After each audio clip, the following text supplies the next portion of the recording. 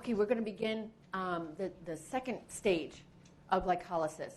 Remember, now we have 2 molecules of glyceraldehyde 3-phosphate. And we are going to, in our minds, say that every step that we're doing from step 6 on, 6 to 10, is going to happen in duplicate. So we have 2 molecules of glyceraldehyde 3-phosphate. Glyceraldehyde is a highly oxidized molecule. Look, it has an aldehyde, an alcohol, and a phosphate on it. So what we're going to do is we are going to take an inorganic phosphate. And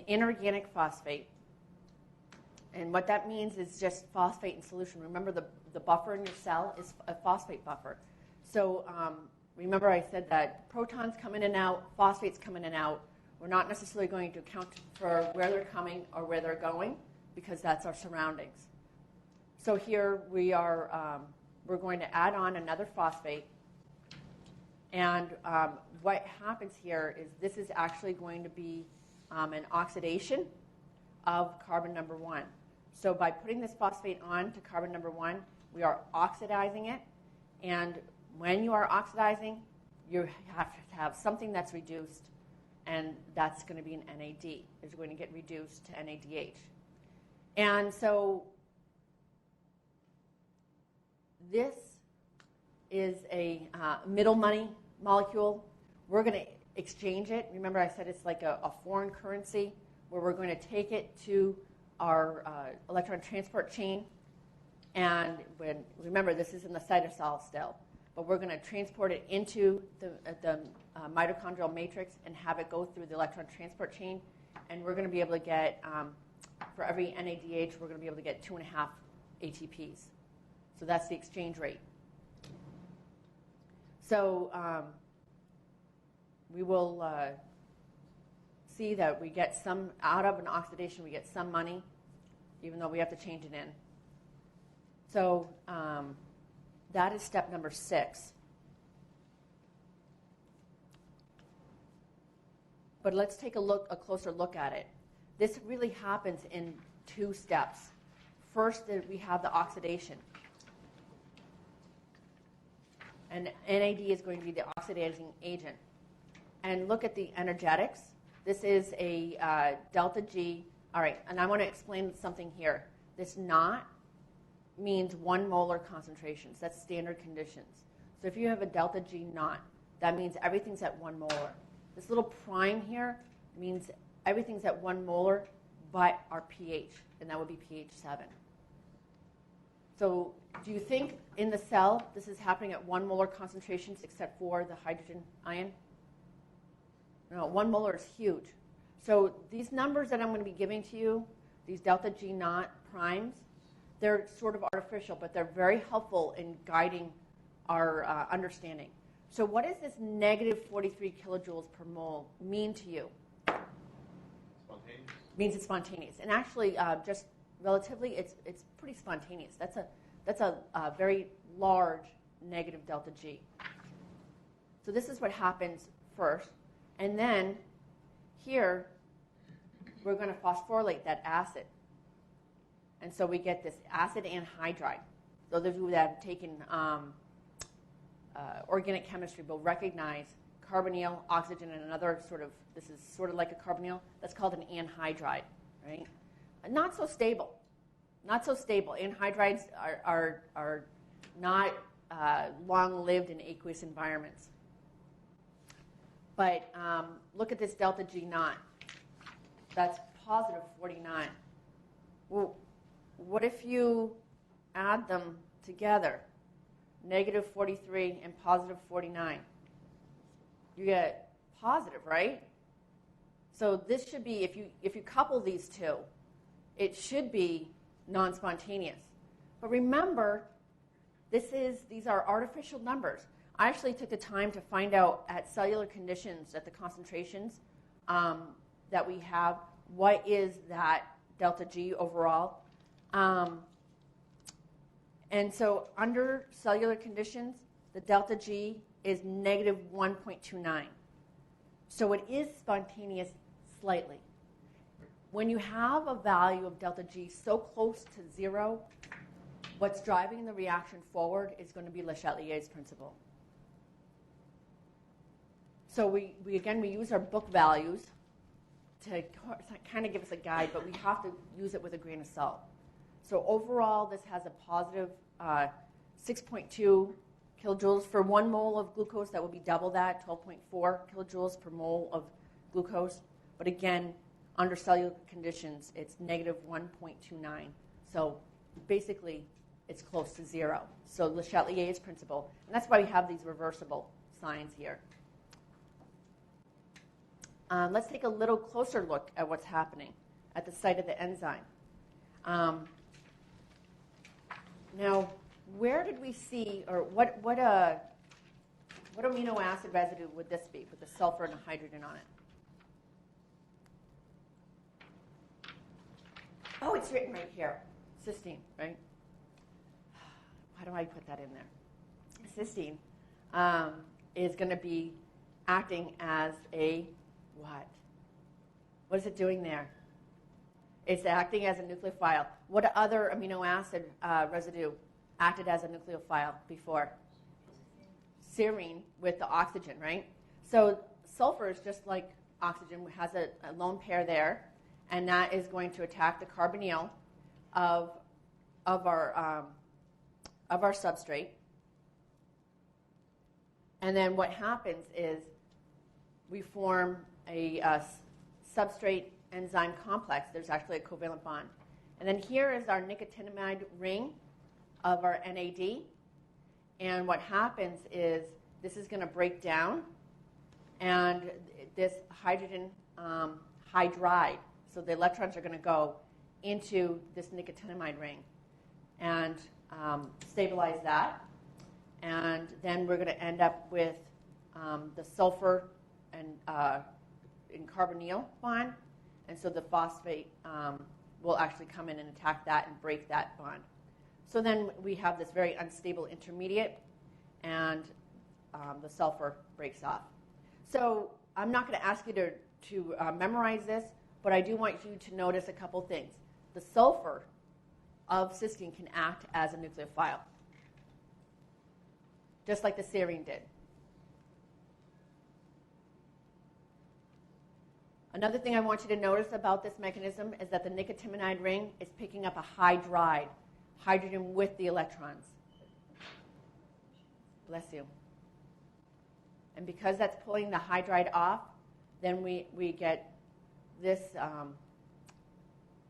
this group here with the carbonyl and the sulfur, which makes it much easier for the phosphate to attack that carbonyl, because the sulfur is pulling electron density away from this carbon, making it much more easy for it to be attacked by the oxygen on a phosphate.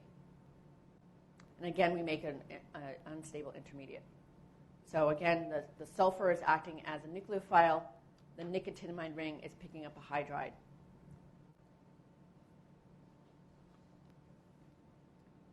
And this is sort of a mixed anhydride here. It's not very stable.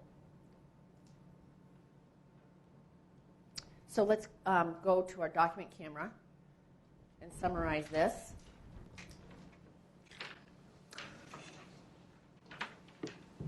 Again, I have a double arrow because that delta G is so close to 0. We're going to call it an oxidation. You can add phosphorylation on there. But that inorganic phosphate is that Pi, that PO4H, or HPO4. That's that inorganic phosphate, Pi. And then the NAD comes in and NADH comes out.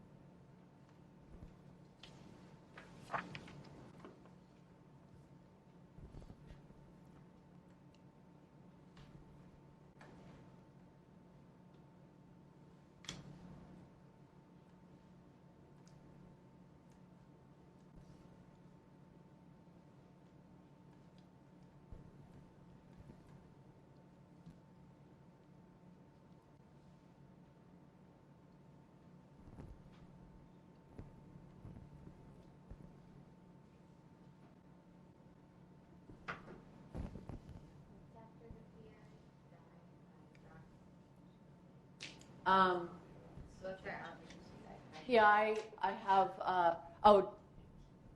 glyceraldehyde 3. Hold on a second.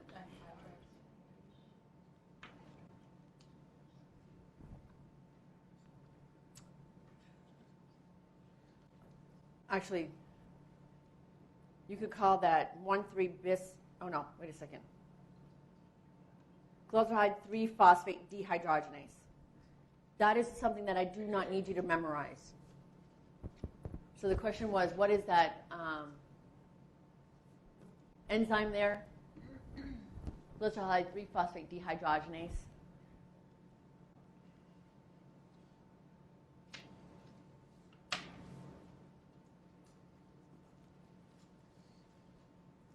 Basically, what I want you to know is that it happens in 2 steps. It's the oxidation is the spontaneous part, the phosphorylation is the non-spontaneous part. And when you couple them, in reality, it comes to close to 0.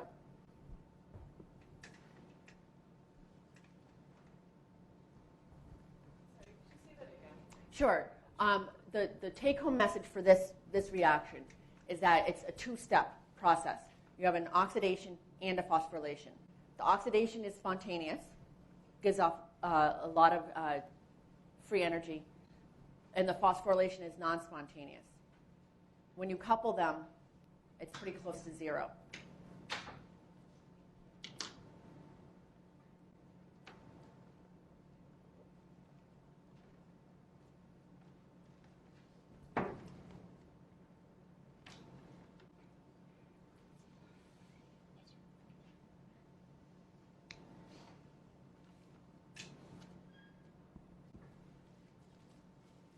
So remember, this is happening in duplicate. So what have we gotten out so far? 2 NADHs.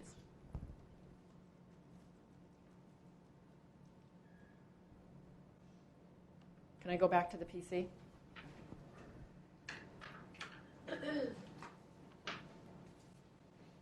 So in the next one, and I apologize for this typo from the text, that what we have is our first gain of energy.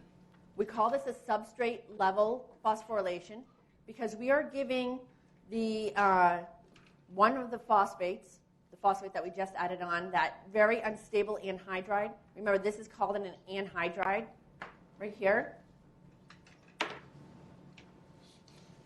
Right, this part is called an anhydride. And what we're doing is we're breaking that apart and giving the phosphate over to an ADP to make our money molecule ATP. Remember, this is happening in duplicate, so our investment is paid back. Remember the lady from the beginning of the chapter when I showed that video? And she said we're paying back that investment.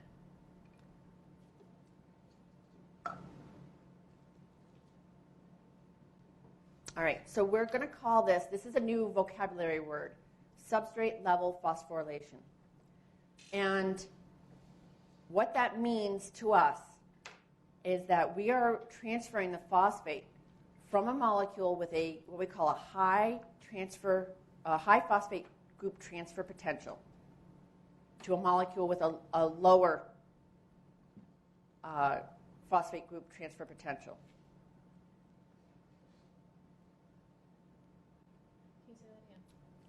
A substrate level phosphorylation is when we are transferring a phosphate from a molecule with a high phosphate group transfer potential to a molecule with a lower phosphate group transfer potential.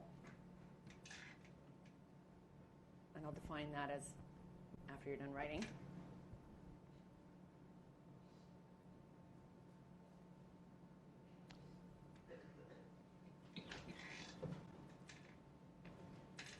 Phosphate group transfer potential is a measure of the energy of hydrolysis of that phosphate group from the molecule.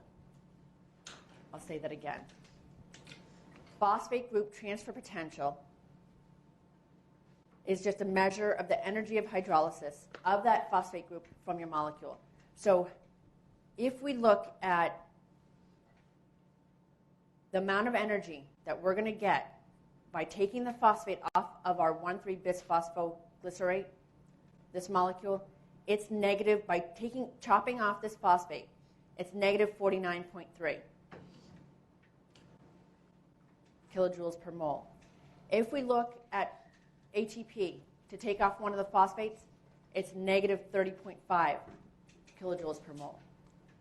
So ATP has a lower phosphate group transfer potential, 49.5 or 49.3 to 30.5.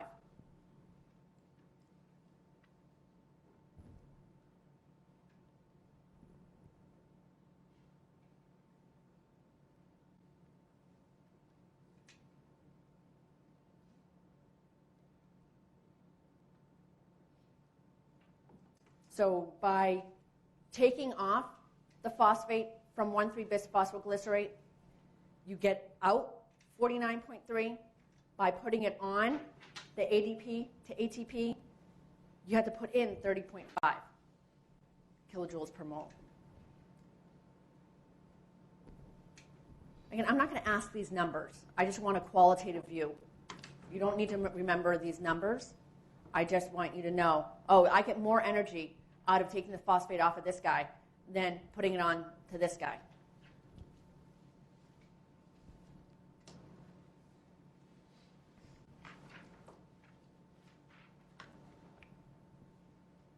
I want to mention something else. This enzyme, which I won't require you to memorize, is phosphoglycerate kinase.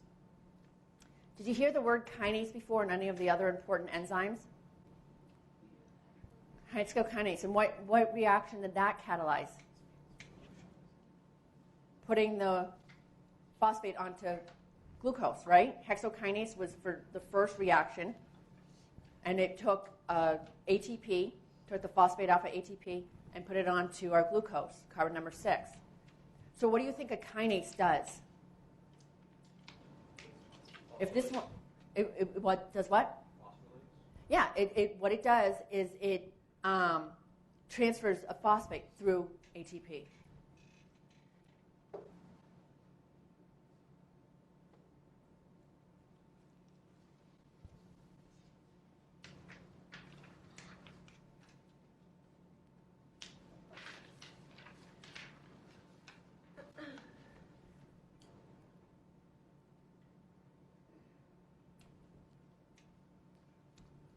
And then we get our 3-phosphoglycerate down here. Now the difference between that and our entry molecule to step 2 is down here we have an acid. All right, now the next 2 steps are going to be getting ready steps. But before we do that, I'll let you work on your sheet.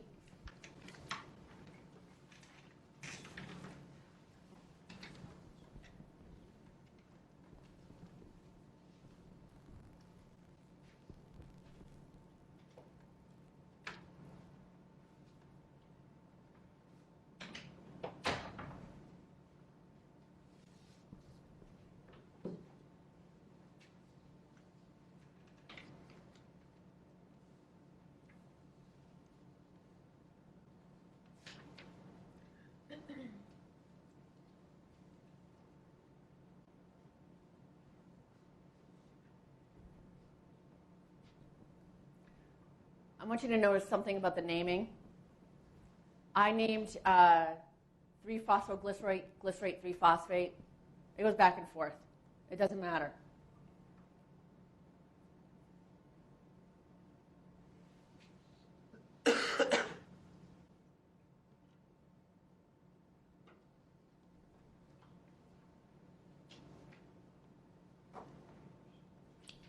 So now we're even Steven in our energy.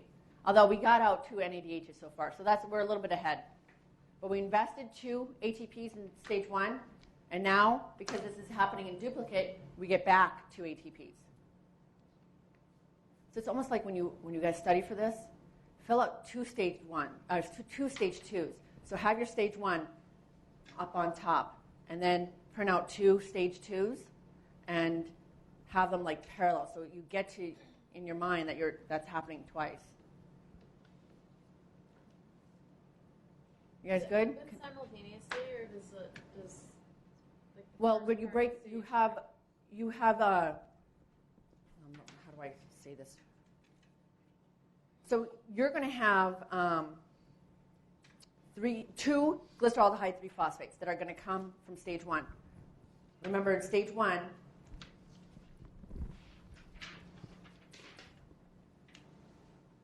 we get these two. And then they're both going to be brought up. Yeah, simultaneously. At the same time. Okay. Yeah. I mean, there's lots of molecules that this is going on.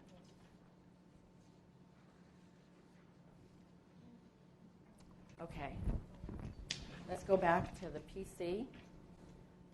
So I mentioned the next 2 steps are going to be getting ready. And what we mean is we're going to, by these 2 steps, we are going to create a very strained molecule, a molecule that has a very, very high phosphate group transfer potential. Our phosphoenolpyruvate has a very high phosphate group transfer potential. So in the combination of this isomerization and the dehydration that's happening next, we are creating our PEP, which is really, really a very strained molecule. So the first step is what we're going to do is take this phosphate and put it in the middle of the molecule. Mutase is the name, the ending usually for something that's going to isomerize. So this step is an isomerization. So we go from 3-phosphoglycerate to 2-phosphoglycerate. A little bit angrier. And then what we're doing in step 9 is a dehydration. You're taking hydrogen from carbon number 2 and the OH from carbon number 3 and making a double bond. And this is a super angry molecule PEP. You have a double bond, an acid. Look at this. I mean, this is just a lot going on in this one little molecule.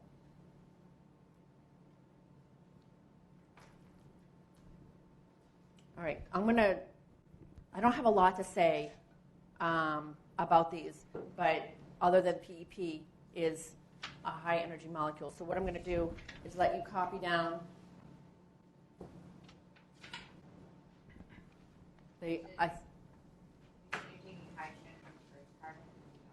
yeah, we're going to take a hydrogen from here and this OH, these two, to make this double bond.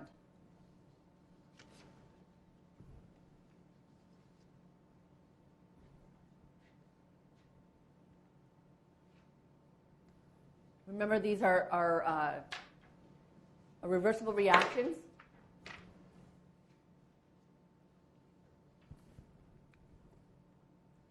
So the streamer is running flat. But in the next step, there's a huge waterfall.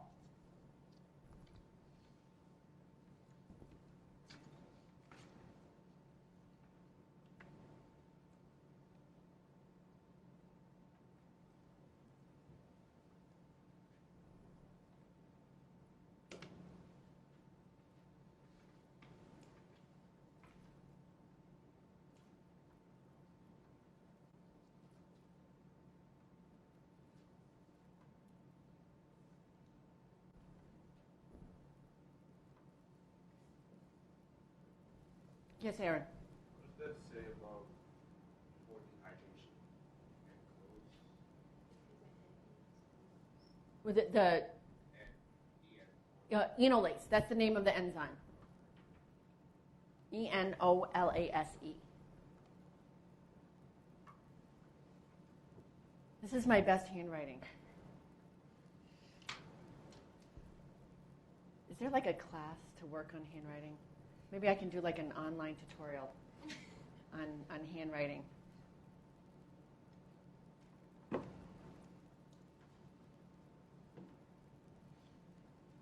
It's gotten progressively worse through my life.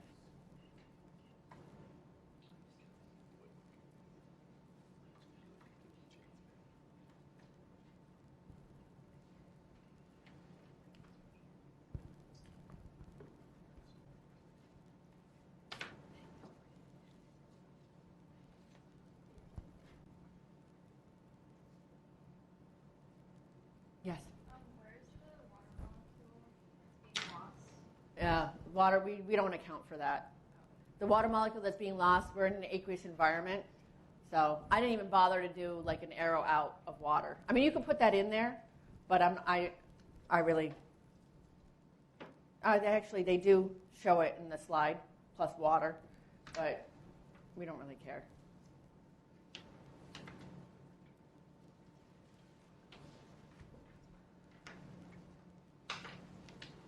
The next reaction is the coolest one.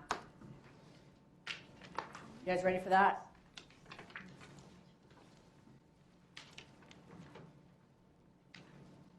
PEP are very, very angry molecule. Why do I say that it's angry?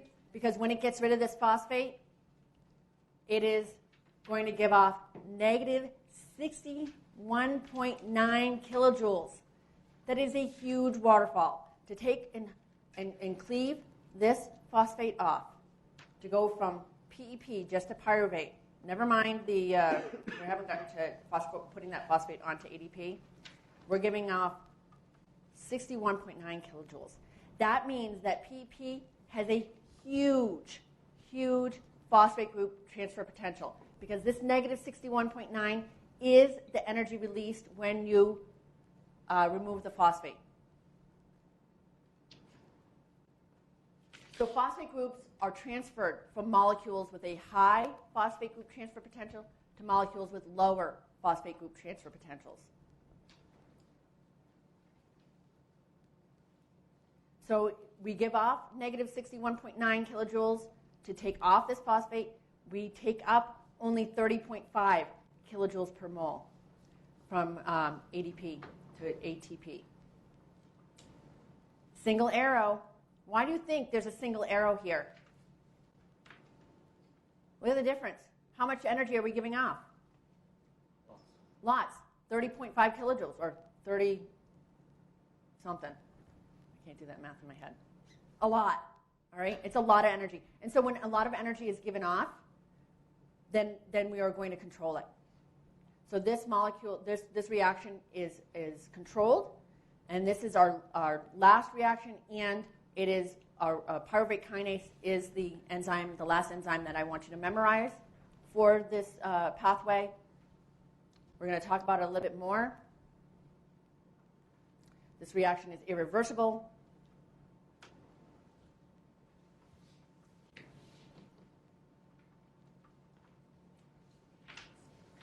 And we'll talk about what molecules control it in a moment.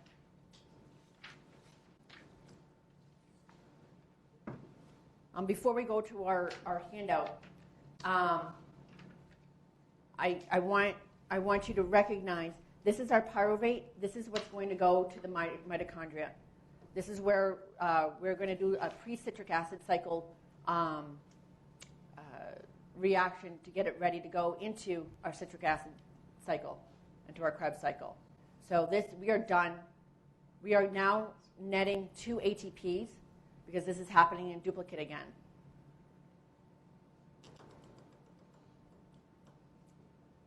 This is, again, another example of coupling reactions, very spontaneous to non-spontaneous. But here, unlike the other ones, the energy is so much from that coupling that it is going to be a very negative delta G. So again, what happened in stage 2? We made 2 molecules of pyruvate, and that molecule is still a holder of energy, because we're going to further process it and get more ATP from it. So 2 pyruvate from each molecule of glucose. We have a net of 2 ATPs, because we put in 2 ATPs in stage 1, and how many did we get out in stage 2? 4, because each time we got 2, right? So 4. There's 3 points of control. Hexokinase, a PFK, and pyruvate kinase. We're going to take a look at that closer. Why do you think we need control? Why would we need to control these reactions? Specifically these. Why would we need to control the ones in stage 1? Well, yeah, we don't want to be making energy, but also here we're investing ATP. So we're using energy.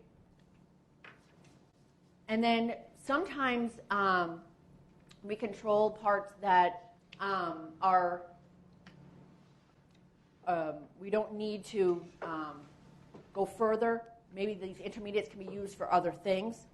Or whenever we have a net, very spontaneous reaction.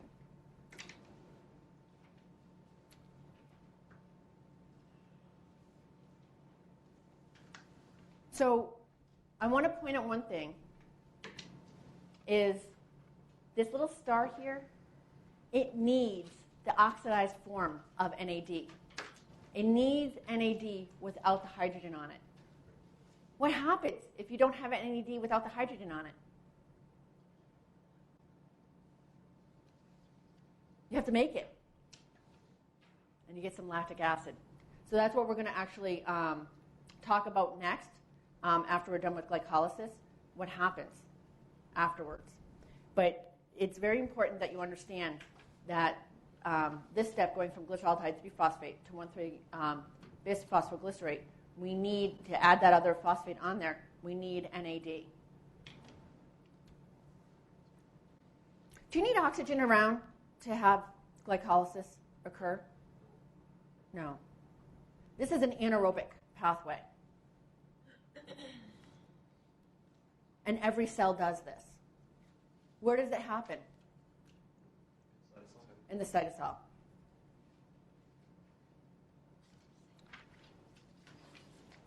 So here's our regulatory enzymes: hexokinase, PFK, and pyruvate kinase.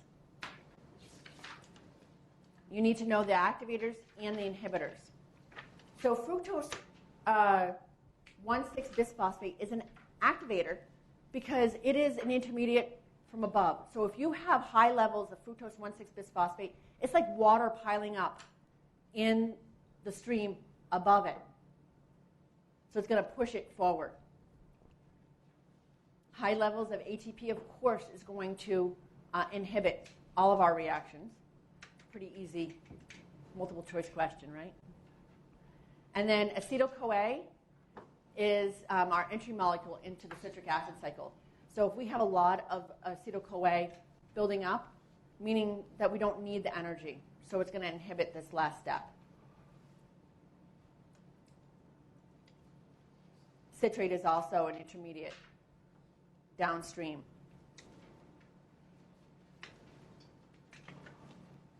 Let's talk about the ATP a little bit. We're going to use ATP in a couple steps where we're phosphorylating the dangly carbons. Carbon number 6 on glucose to get glucose 6-phosphate. We isomerize to get fructose, and then we're going to phosphorylate the other dangly carbon, fructose, the carbon number 1 on fructose. So we get fructose 1,6-bisphosphate. So we're using up 2 ATPs. But we're producing ATP in duplicate. One where we're taking off that inorganic phosphate, and the other one where we're going in our last step, PEP to pyruvate. But this happens in duplicate. So there's 2 steps. So we have 4 altogether. So this is our net reaction. Glucose, we need 2 of our NADs. 2 of our NADs to, in order for this to occur.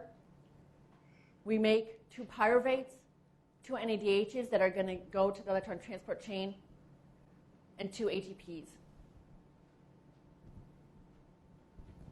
I don't necessarily have you write out the net reaction. What I do is I ask questions about it.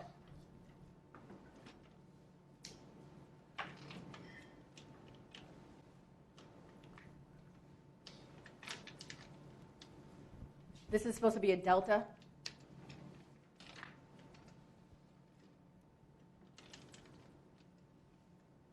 So the steps that are controlled: glucose to glucose 6-phosphate, fructose 6-phosphate to fructose 1,6-bisphosphate, and PEP to pyruvate have very negative delta G values. Those are the reactions I want you to focus on. The rest of the reactions are, have delta Gs that are close to 0. So Le Chatelier's principle is going to govern whether they go forward. Remember that delta G is a state function. A state function meaning that it only depends on initial and final conditions. So it doesn't matter that they are catalyzed by enzymes.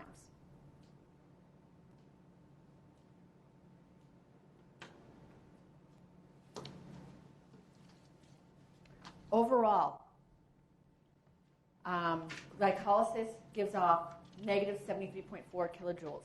Remember, this is delta G, not prime. Okay, so it's sort of artificial. If we turn in our ATPs that we make, we get 30.5 times 2. So overall, glycolysis makes negative 134.4 kilojoules per mole. Very, very energetic. Exergonic.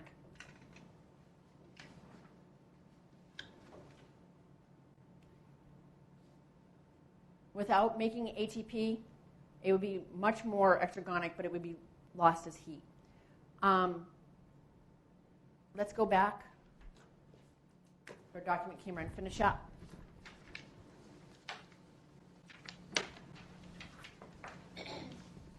I want you to think of metabolism of glucose. The catabolic metabolism of glucose is taking every carbon and burning it. We are ultimately going to get to carbon dioxide for every carbon, just like as if you were to have a campfire, right?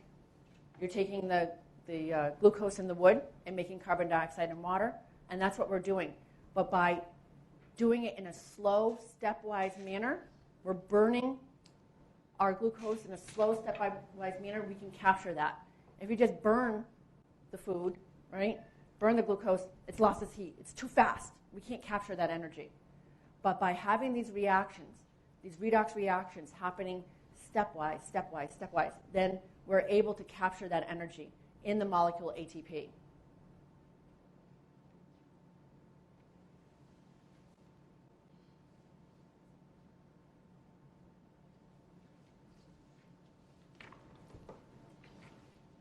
For that activated, it says fructose something 6. It is fructose 1,6 bisphosphate, and AMP. And the inhibitor is acetyl-CoA and ATP.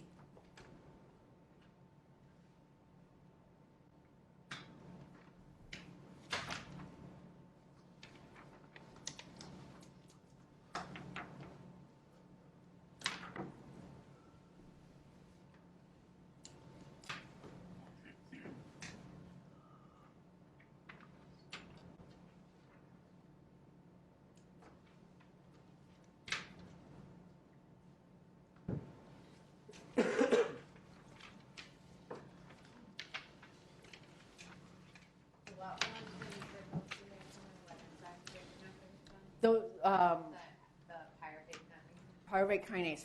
For stage 2, the only enzyme that I'm going to ask you to remember the name and everything about it is the pyruvate kinase.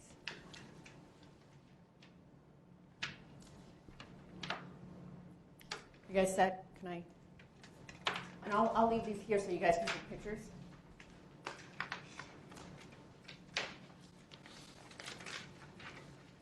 So what happens after glycolysis?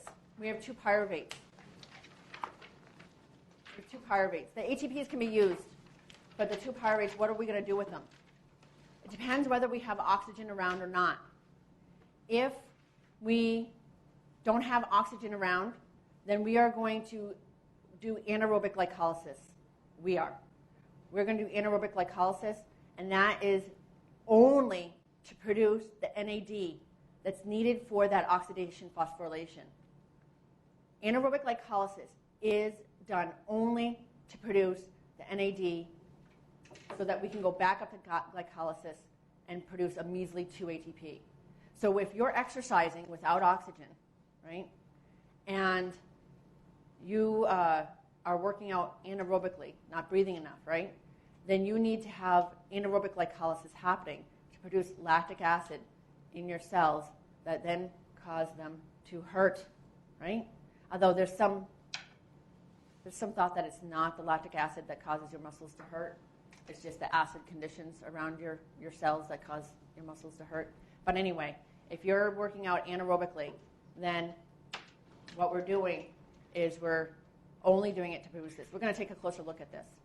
If your yeast, and unfortunately we are not, but people were probably last night drinking some of the product of this. But if you're yeast, then you do anaerobic alcoholic fermentation and the bioreactors that they have at maybe the pump station. Do you ever see at the pump station where they have the big vats to make the beer? So here, they're doing the same thing. They're producing the NAD so that it can go back to glycolysis to make the measly 2 ATPs, right? But the product is ethanol and carbon dioxide. What we're going to study next, the next chapter, is aerobic oxidation. You have to have oxygen around. This is going to happen in the matrix. We're going to study the citric acid cycle that then is going to feed reduced coenzymes into our electron transport chain to make, wow, look at that, 30 ATPs. It is definitely worth it to have oxygen around. Oxygen is pretty reactive, and actually we have to worry about being in such a reactive environment, but we see its benefit in being able to make so many ATPs.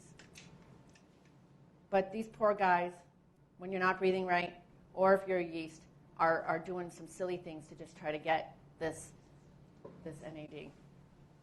All right, so let's study that. Apologize. They make NAD to go back Yeah. to what? 2 ATPs, yeah.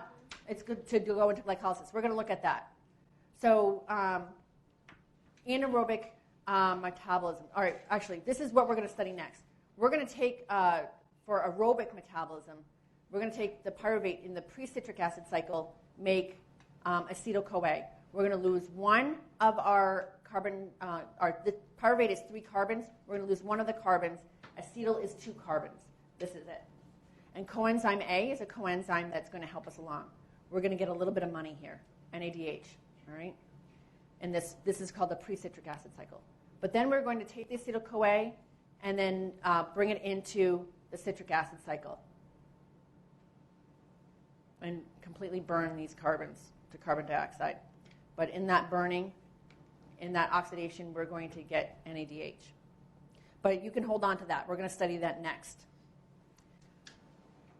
If you're running really hard and you're not breathing enough, then what we are doing is we are taking that pyruvate and reducing it to lactate. So this is a reduction. Pyruvate to lactate is a reduction. And so what we're doing is we're getting NAD and making NADH and making NAD. This NAD is then going to go back up, and I'll show that in the last slide. It's going to go back up to glycolysis. I'm not going to ask you questions about this enzyme. Just know that this is what's happening in your cells, and the only reason that anaerobic glycolysis happens is to get this NAD.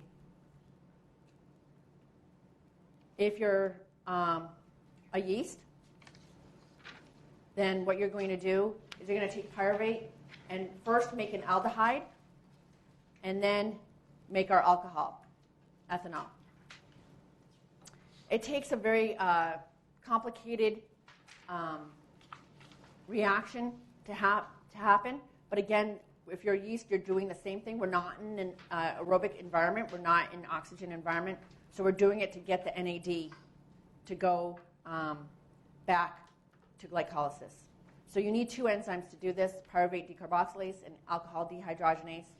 We're going to see later that this TPP coenzyme plays a very important role in our pre-citric acid cycle.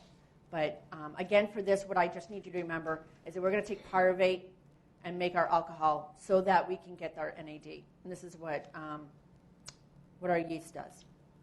I just want to show you very quickly, and we'll look at it again.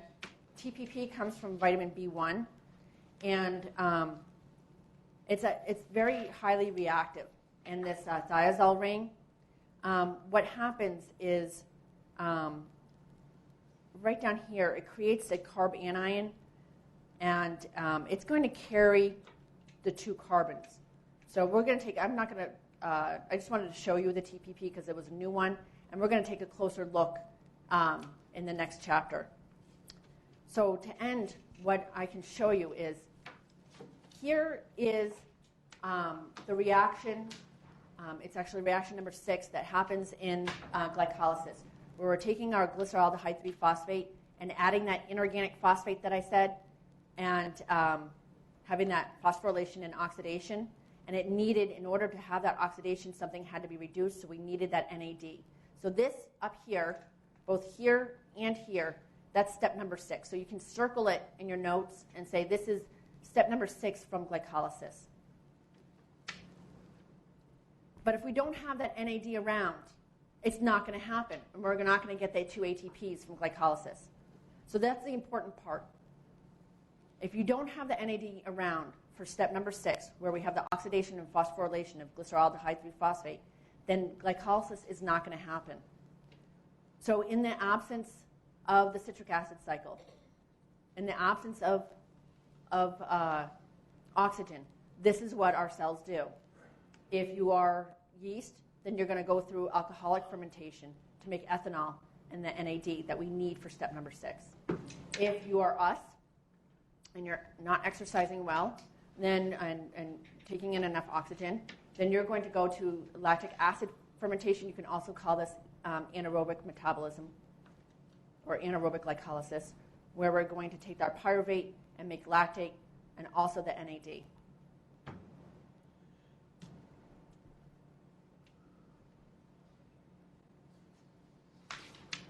Any questions? Yes. So the second, you said that's without the presence of oxygen? Yeah, these are both without the presence of oxygen. So can you just say the lactic acid fermentation? Sure. Lactic acid fermentation happens in us when you're not taking in enough oxygen. So when you're exercising and you're exercising anaerobically, you can't go through the citric acid cycle because you don't have enough oxygen. So what happens is we're trying desperately to get ATP so that we can move. And so, so our cells, our muscles can work, right? We need the ATP. So the only way that we can have our glycolysis occur is to have the presence of NAD. So this is a desperate measure to get NAD so we can get the measly 2 ATPs. So what happens is this is step number 6. Remember where we're phosphorylating that? And we needed the NAD. Remember I put that little star on that one step. So here, what we do is we take the pyruvate. So this, circle this and say this is from glycolysis. But what happens is, at the end of glycolysis, what we're going to do, instead of going into the citric acid cycle, if we had oxygen around, we're going to take lactate dehydrogenase and make lactic acid, or lactate. But what we really need out of that is the NAD to go back up in there. So NAD is kind of like a substitution of... NAD is necessary for glycolysis to happen. You need NAD around for glycolysis to happen. Yes, Amanda? The NAD produced without the oxygen only goes back to step 6. That's the only step that we need NAD. So the NAD is only needed in step number 6 here. And again, I don't want you to remember the steps by numbers. I want you to remember them by what's happening. The oxidation and phosphorylation of glyceraldehyde 3-phosphate, where you're putting on that second phosphate. So we need that there. And that's the only step that we need NAD for in glycolysis. So really, both of these, the alcoholic fermentation and the lactic acid fermentation, are happening in order to get the NAD so that glycolysis can occur. Is that good? Any other questions about glycolysis?